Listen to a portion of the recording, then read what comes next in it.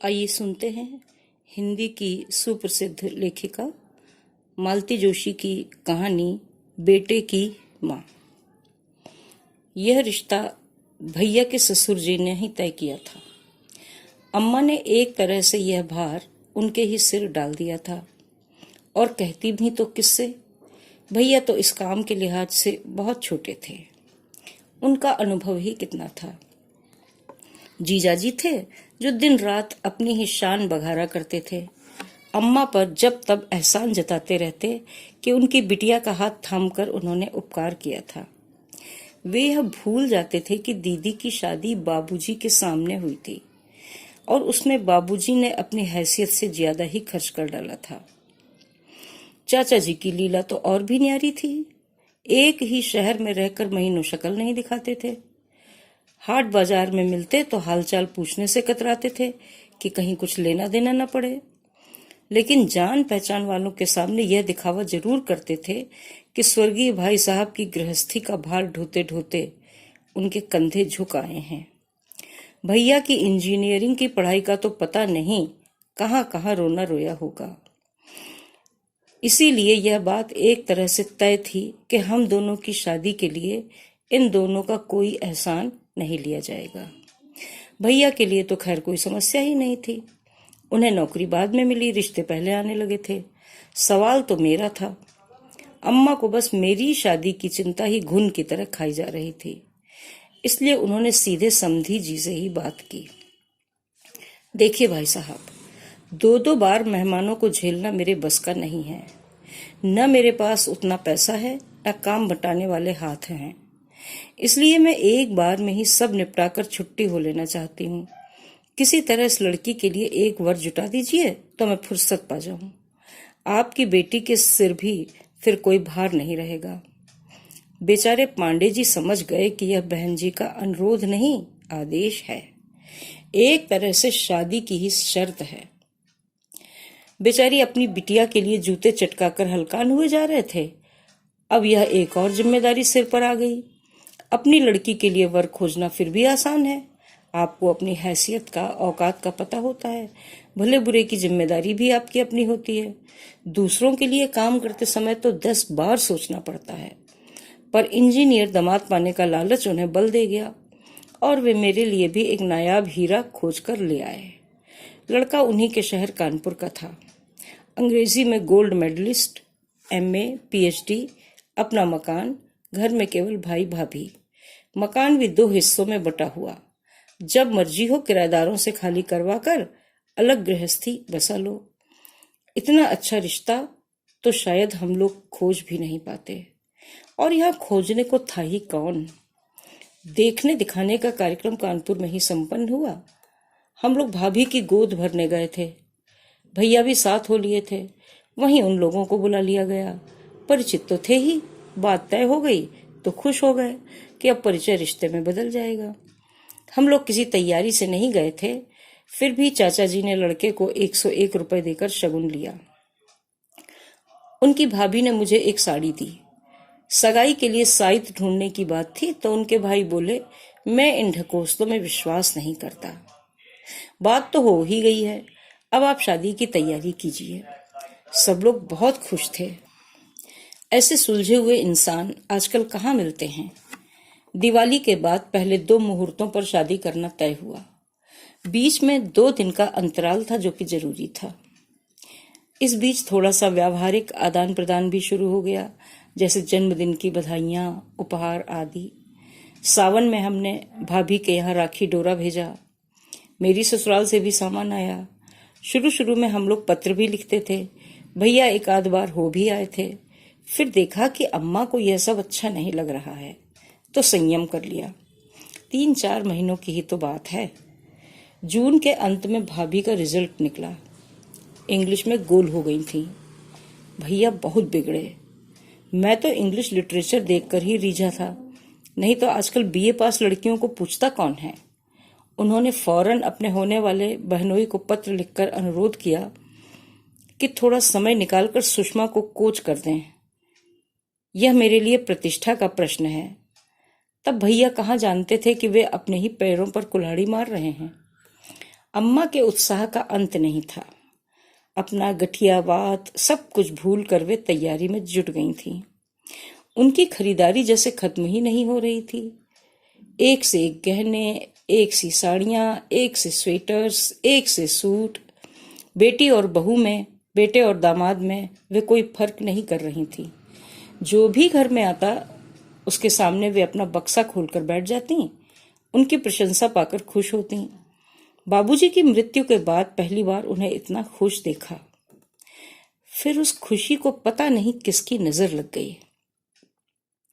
श्राद्धों तक तो अम्मा दम साधे बैठी रहीं, पर नवरात्रि के शुरू होते ही वे हरकत में आ गईं, और वह जरूरी भी था।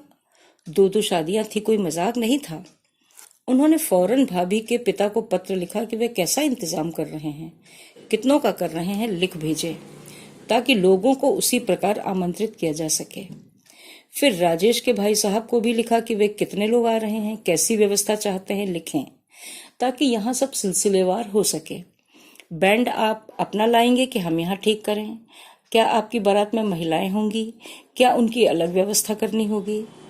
अम्मा ने लगातार कोई 3-4 चिट्ठियां लिखी होंगी, पर कोई उत्तर नहीं आया। फिर टेलीग्राम दिए गए।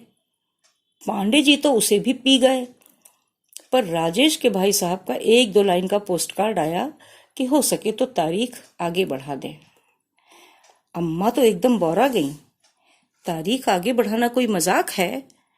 यहाँ सबका बयाना दिए बैठे हैं, वो तो डूब ही जाएगा। फिर दोबारा व्यवस्था होना क्या इतना सरल है? 4 महीने पहले से हॉल बुक कराना होता है। समय पर हलवाई मिलते नहीं हैं, न बैंड वाले। शामियाने तक बुक हो जाते हैं। हार कर अम्मा ने जीजाजी को कानपुर भेजा कि ठीक से सारी बातें तय करके आए। किया धरा तो उन्होंने कुछ भी नहीं, उल्टे आते ही बरस पड़े। ऐसी ही बेइज्जती करवानी हो तो आगे से हमें न भेजा कीजिए। आखिर हुआ क्या? होना क्या था? लोगों ने हमें हरकारा समझ लिया। किसी ने सीधे मुंह बात तक नहीं की। राजेश जी तो हमें देखकर सीधे दिल्ली खिसक लिए, बोले जरूरी सेमिनार है। उनके भाई साहब बुखार का बहाना बनाकर कमरे में दुबक गए। बस एक भाभी जी थीं जो हमें घंटे भर बाद चाय नाश्ता करवाती रही, जैसे मैं वहां सिर्फ पेट भरने के लिए ही गया हूं। तो पांडे जी को साथ ले लेते। वाह, क्या कहने हैं। अरे आपके पांडे जी के यहाँ तो हमें किसी ने पहचाना तक नहीं। सुषमा ने भी नहीं पहचाना। कहा तो दरवाजे से ही टरका दिया। कह दिया कि पांडे जी 3-4 दिन के लिए बनारस गए हैं और जब वे लौट आए तब आइएगा। कसम है मुझे जो अब मैं उनके दरवाजे पर थूकने भी जाऊं। अम्मा तो सचमुच डर गईं। जीजाजी इस अपमान का बदला भैया की शादी में जरूर निकालेंगे, इसमें संदेह नहीं था। फिर अम्मा ने चिरौरी करके चाचा जी को भेजा। चाचा जीजा की तरह सोफिस्टिकेटेड आदमी नहीं थे, बिल्कुल ठेठ किस्म के जीव थे। मान अपमान की चिंता किए बिना वह बात की तह तक पहुंचकर ही दम लेते थे। चाचा जी वह खबर लाए थे जिसे सुनकर हमारे पैरों तले की जमीन खिसक गई थी। खबर सचमुच बहुत भयानक थी। अंग्रेजी साहित्य पढ़ाते पढ़ाते सुषमा और राजेश कब एक दूसरे को पढ़ने लगे किसी को पता ही नहीं चला। जब पता चला तब बहुत देर हो चुकी थी। समझाने बुझाने के सारे प्रयास विफल हो गए और फिर एक दिन किसी मंदिर में फेरे लेकर इन लोगों ने वह विषय ही समाप्त कर दिया। पांडे जी बेचारे क्या कहते, बस चाचा जी से क्षमा मांगते रहे। लेकिन राजेश ने साफ कह दिया, सगाई वगैरह तो हुई नहीं थी। I was not legally bound to her. अगर सगाई हो भी जाती तो क्या फर्क पड़ता था? मन क्या कभी इन बंधनों की परवाह करता है? सुषमा को ही सगाई का बंधन कहाँ रोक पाया। अम्मा तो गुस्से से पागल हुई जा रही थी। उस दिन भैया जैसे ही काम से लौटे वे उन पर टूट पड़ी। और पढ़ा लो अंग्रेजी।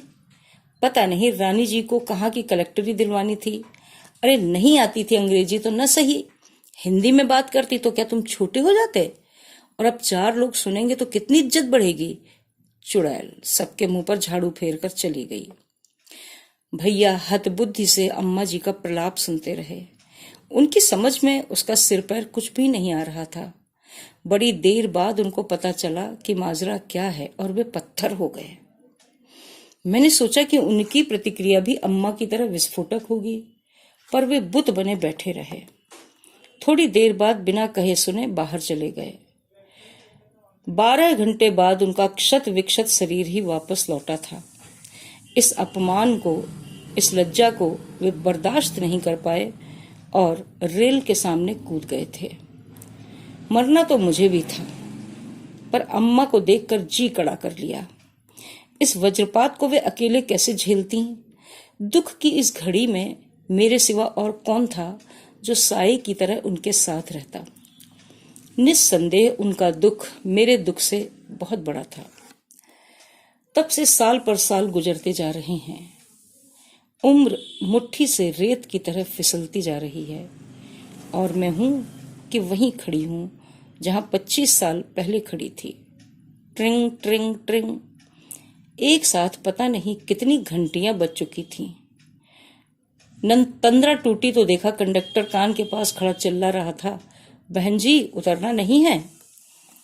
हड़बड़ा कर उठ खड़ी हुई तो देखा सारी बस मुझे घूर रही है। कंडक्टर रोज का परिचित था, इसलिए सज्जनता बरत रहा था, पर यात्रीगण मुझे क्या क्षमा करते? यह आधे मिनट की देरी भी उनके लिए असह्य थी, इसलिए उतरते समय कितनी ही फबतियां सुनने पड़ी। आजकल तो लेडीज भी भांग पत्ती खाकर चलने लगी हैं।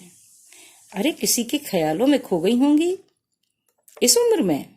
शर्म से गड़ गई मैं। रास्ता चलते हुए भी जैसे ये आवाजें मेरा पीछा करती रहीं और मैं कुड़ती रही। क्या जमाना आ गया है, लोगों में जरा लिहाज नहीं रह गया। जो मुंह में आया बक देते हैं। साथ वाले भी उन्हें टोकते नहीं, उल्टे ही करके हंस देते हैं। चलते चलते मैं अचानक ठिठक गई। अपने भुनभुनाते मन को मैंने ठीक से टटोला तो स्तब्ध रह गई। मुझे ज्यादा वह उम्र वाला फिक्रा ही चुभा था। गोया 43 साल की उम्र में कोई किसी के ख्यालों में डूब ही नहीं सकता। अगर ये सच होता तो क्या मैं अतीत को इतनी बारीकी से याद रख पाती? क्या उस भयावह अनुभव को फिर से जी पाती? अतीत के चलचित्रों में जो बार बार झांक रहा था, मुझे झकझोर रहा था, वह चेहरा किसका था? राजेश का ही तो था। और इतने दिनों से मैं यह भ्रम पाले हुए थी कि मैं सब कुछ भूल चुकी हूं। वक्त का तकाजा भी वही था। इस उम्र में? कितनी हिकारत से कहा था उस लड़की ने, जैसे किसी को याद करने का ठेका सिर्फ यौवन ने ले रखा हो। और 43 साल की उम्र में क्या कोई बूढ़ा हो जाता है? खैर, उसका भी क्या दोष है। मेरा सूखा शरीर, रूखा चेहरा और खिचड़ी बाल देखकर अक्सर ही लोग मुझे 50 के पार पहुंचा देते हैं। कई बार मन होता है कि बाल रंगलियां करूं, पर हिम्मत ही नहीं होती। अम्मा की घूरती निगाहों से डर लगता है। कई बार इच्छा होती है अम्मा कभी तो कहें कि तू कैसी होती जा रही है, जरा तो अपनी सेहत का ख्याल किया कर। पर अम्मा कभी कुछ नहीं कहती। उन्हें अपना ही रोना रोने से फुर्सत नहीं मिलती। दिन भर बिसूरना और सांस भरना, उनके पास यही दो काम रह गए हैं। अम्मा, तुम्हें वो मिसेस अहिरवार याद है? उस दिन पार्टी में आई थी। खूब याद है। और बिट्टो, हम कहे देते हैं, ऐसे वैसों को घर मत लाया करो। हाँ, जिस तिसके जूठे बर्तन हम नहीं धोएंगे। हाँ, यानी अम्मा को अब तक उस बात का मलाल बना हुआ है। 2 महीने पुरानी बात भी उनके जेहन में अब तक ताजा है। पहली बार घर में किसी को बुलाया था, जश्न करने का तो कभी मौका ही नहीं आया। सब पीछे पड़ी रहती थीं। ऊपर छत पर एक बरसाती नुमा कमरा बनवाया था, उसी का बहाना लेकर सबको चाय पर बुला लिया था। अम्मा दिन भर बड़े चाव से सब कुछ बनवाती रहीं। सबका स्वागत भी उन्होंने बड़ी आत्मीयता के साथ किया था। पर जैसे ही मैंने एक एक का परिचय देना शुरू किया, उनके चेहरे का रंग बदलने लगा। खाने में उन्होंने हमारा साथ नहीं दिया, जिसका किसी ने बुरा भी नहीं माना। पर जब सारी टीम मदद के बहाने चौके में घुस आई तो मैं समझ गई कि आज रात अम्मा का उपवास रहेगा। एक बूंद पानी भी वे नहीं पिएंगी। सबके जाने के बाद रात को मैंने बर्तन समेटे। मैरी तो कभी घर में थी ही नहीं, अपने आप ही सब कुछ करना था। अम्मा से बस मैंने कप प्लेट धोने के लिए कहा था। उन्होंने मना तो नहीं किया, पर इतना कुछ सुना दिया मानो मैंने उनका बुढ़ापा ही खराब कर दिया हो। इतना ताव आया था मुझे, मान लो आज भैया होते तो घर में रोज रोज पार्टियां होती, तब भी क्या अम्मा ऐसे ही झींकती? दूसरे ही क्षण ख्याल आया, भैया होते तो अम्मा बर्तन क्यों धोती, इंजीनियर की माँ होती, नौकरों की पलटन पर राज करती। अहिरवार की कोई बात कह रही थी ना तुम? अम्मा ने टोका। किस्सों में उन्हें बेहद रुचि है। समझती हैं कि जब बिट्टो ने बात उठाई है तो बेमतलब नहीं होगी। मिसेस अहिरवार की बहन का लड़का उनके यहाँ आया हुआ है। सो अकेला नहीं है अम्मा, एक लड़की भी साथ में है। कानपुर के वाजपेयी परिवार की है। लड़की की माँ ने जहर खा लिया है, पाप को हार्ट अटैक हो गया है, दोनों अस्पताल में भर्ती हैं। लड़की का बड़ा भाई पिस्तौल लेकर घूम रहा है कि या तो बहन को वापस ले जाएगा या दोनों को मार देगा।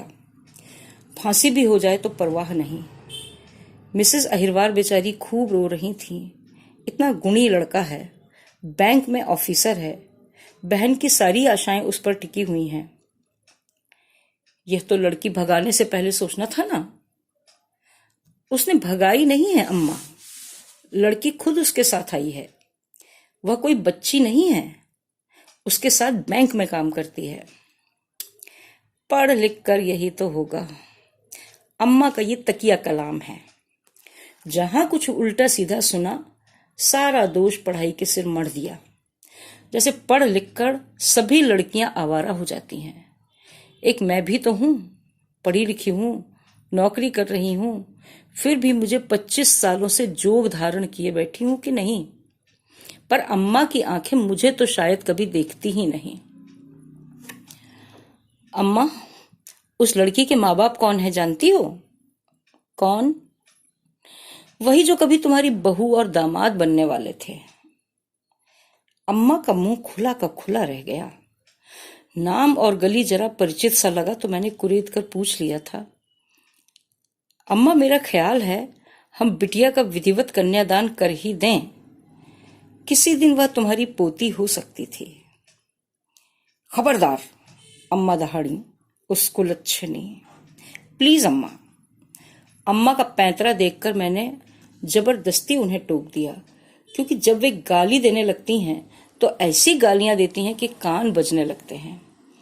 खासकर सुषमा के लिए तो उनके पास इन अनमोल बोलों का अक्षय कोश है। राजेश हर बार साफ बच जाते हैं, क्योंकि हत्या तो भैया की हुई है। मुझे भी किसी ने जिंदा लाश बना दिया है, पर यह उन्हें नजर नहीं आता। मेरे टोकने से अम्मा की धारा प्रवाह गालियों पर ब्रेक तो लग गया, पर उनका बुदबुदाना अब भी जारी था। अम्मा, मैंने कहा, क्यों अपनी जबान गंदी करती हो? अपनी करनी तो वो खुद ही भोग रहे हैं। बिट्टो, यह तो होना ही था। बबूल में भी कभी आम फले हैं? ऐसी माँ की कोख से सती सावित्री तो पैदा होने से रही। इसीलिए तो कहते हैं भगवान के घर देर है अंधेर नहीं। सच, मुझे तो आज बड़ी तसल्ली हो रही है, कलेजे पर ठंडक बढ़ गई है।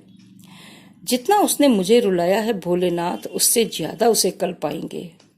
मरते समय कोई पानी देने वाला भी पास में न होगा।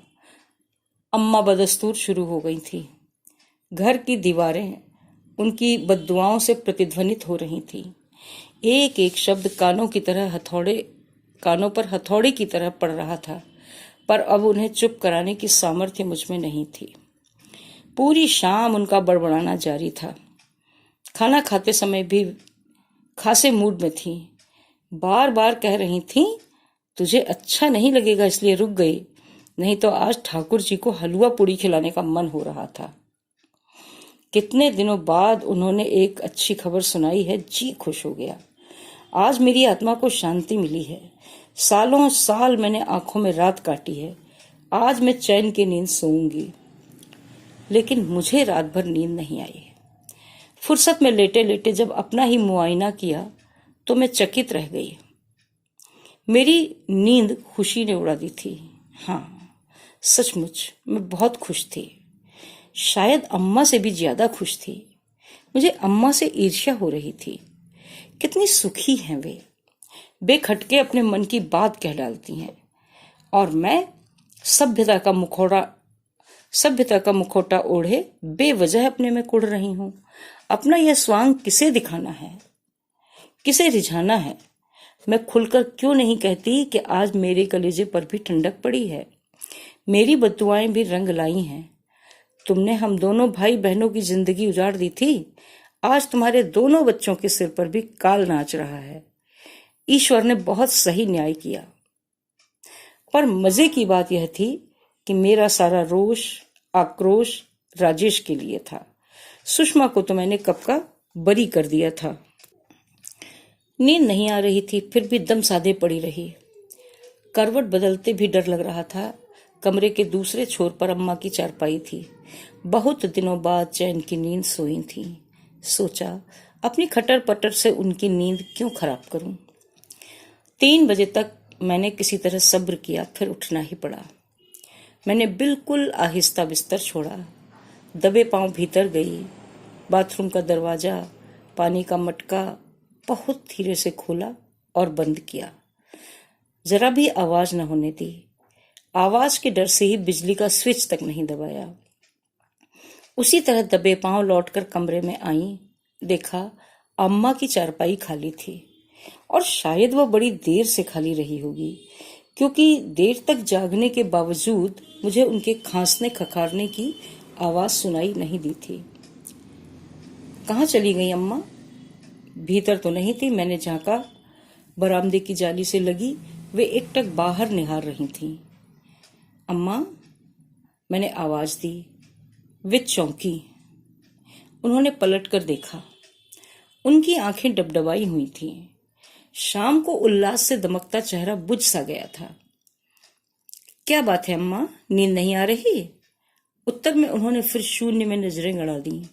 डूबती सी आवाज में बोली, सब किस्मत की बात है लली। एक वह बेटा है जो घर की आन बान के लिए मरने मारने को उतारू हो गया है। एक हमारे थे जो चुपचाप पटरी पर लेट गए। यह भी न सोचा कि अम्मा का बुढ़ापा कैसे कटेगा। मैं स्तब्ध रह गई। अम्मा की पीठ पर रखा मेरा हाथ बर्फ हो गया। तो क्या अम्मा सारी रात जाग कर इसी का मातम मना रही थीं? क्या वे बिल्कुल भूल गईं कि उनके बुढ़ापे की गरिमा बनाए रखने के लिए मैंने अपना यौवन राख कर दिया है? वे फपक कर रो पड़ी थीं, पर मैं जड़वत खड़ी रह गई। उन्हें सांत्वना देने का जरा भी मन नहीं हुआ, क्योंकि पता था कि इन आंसुओं में से एक भी मेरे लिए नहीं है। मेरे लिए, मेरे उजड़े अतीत के लिए, मेरे सूने भविष्य के लिए, मेरे बिखरे सपनों के लिए अम्मा कब रोई थी? जो का विश्वास हो गया कि जिनके लिए तिल तिल कर जी रही हूं वे मेरी माँ नहीं हैं, वे तो भैया की माँ हैं, अपने बेटे की माँ हैं। ये थी कहानी बेटे की माँ। यह भारतीय नारियों की कमजोरी है कि वे अपने बेटे के साथ जीना चाहती हैं और बेटी के बलिदानों का कोई मूल्य नहीं समझती हैं। बेटे ने मरकर धोखा दे दिया, फिर भी उसकी पूजा हो रही है, उसकी याद हो रही है। और बेटी जिसने माँ के लिए अपने को कुंवारा रखा, माँ की सेवा में दिन रात एक कर दिया, उस माँ की नजरों में उस बेटी का कोई मूल्य नहीं। भारतीय माताओं को ऐसी मानसिकता से मुक्ति पानी होगी। धन्यवाद।